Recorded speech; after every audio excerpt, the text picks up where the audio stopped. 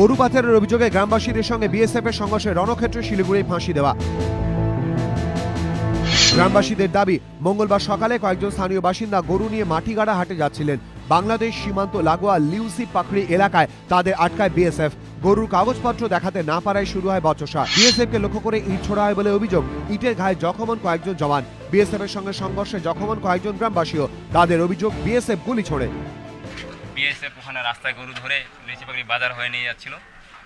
তো এই বাজারের মধ্যে আর কি পাবলিক আর বিএসএফ অল্প কথা কাটাকাটিতে পাথর ঝাঁটাঝাঁটি হয়েছে। যে আসল চোর তাদের তো ধরতে পারে না, যারা ব্যবসায়ী তাদের ডিস্টার্ব করে। অভিযোগ অস্বীকার করে পাল্টা বিএসএফ এর দাবি, গরু পাচার রুখতে গিয়ে এই ঘটনা। Being smuggled across the border, and few of the smugglers they have attacked violently on our party. এই ঘটনার পর এলাকায় বসানো হয়েছে পুলিশ পিকেট। সনদ ঝা, এবিপি আনন্দ, শিলিগুড়ি।